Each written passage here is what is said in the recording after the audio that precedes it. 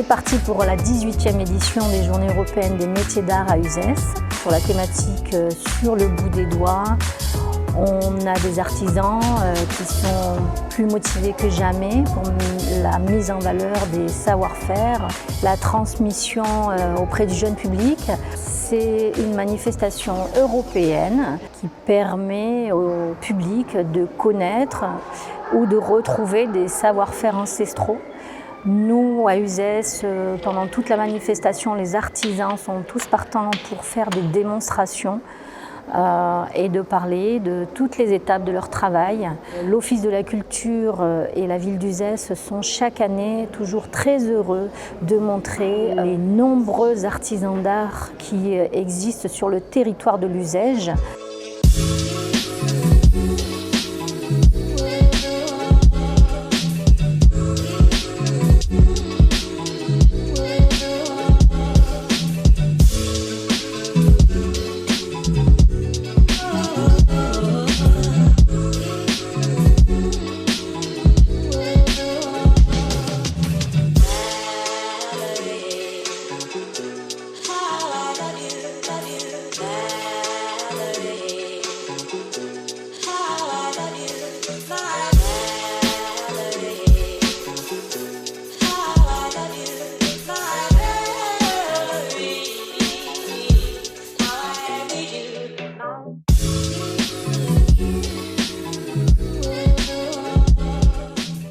C'est toujours intéressant de montrer son travail parce que les personnes réagissent. C'est un retour parce qu'on est chez nous, dans nos ateliers.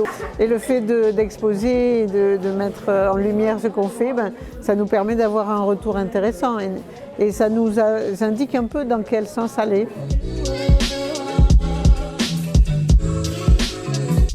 Je travaille le grès. Et je fais donc des démonstrations de ce que c'est que le sgraffito, qui est une technique en fait de gravure qui vient se faire sur la terre et qui va révéler le décor par son relief. J'adore partager, c'est pour ça d'ailleurs que je donne des cours, mais les GMA justement ça permet de montrer l'envers du décor. Je suis maître artisan d'art, je suis peintre en décor du patrimoine et je fais également de la restauration du patrimoine. J'utilise des matériaux qui sont 100% éco-bio. Donc je fabrique moi-même mes peintures justement pour n'utiliser que des matériaux 100% naturels.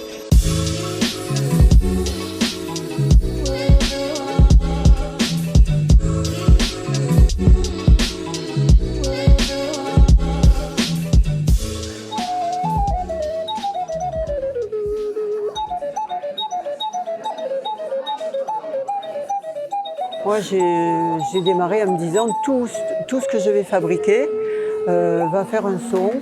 Donc, je connaissais des musiciens, je travaillais avec des gens qui avaient travaillé sur le son et la céramique.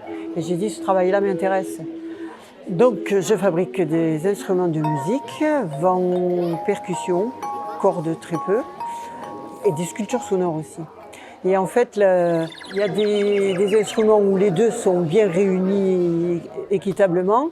Et puis sinon, il y a des sculptures qui sont un petit peu moins musicales et qui ont moins de performance musicale. J'allais dire, le son est caché à l'intérieur. Et après, il y a des instruments qui sont beaucoup plus instruments et un petit peu moins sculptures.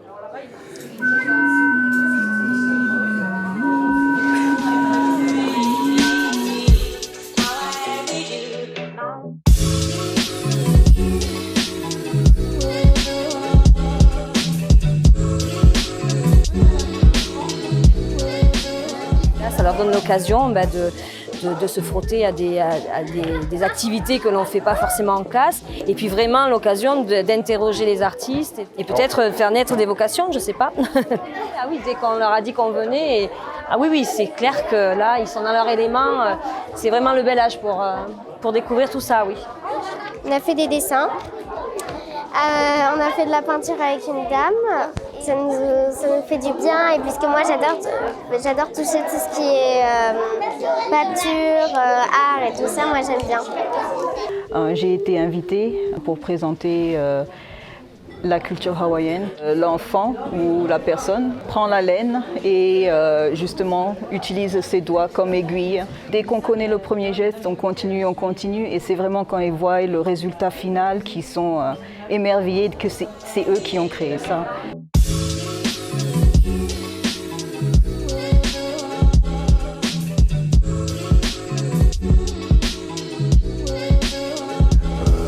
On imagine donc une réalisation et ensuite on la réalise techniquement parlant. Non, c'est plus mon imagination qui va partir et mes mains qui vont partir au fur et à mesure. Il n'y a pas de plan de départ. Parce qu'on a tous des mains, mais qui travaillent toutes de manière différente en fait. Quand je regarde les autres tournées, je vois qu'il y a des gestes qu'ils font qui sont des gestes presque amoureux. Hein. Quand je travaille notamment les calligraphies, j'avoue que je travaille en état méditatif. Je sais pas, il y a un moment où on est dans une autre dimension, enfin un autre niveau de présence.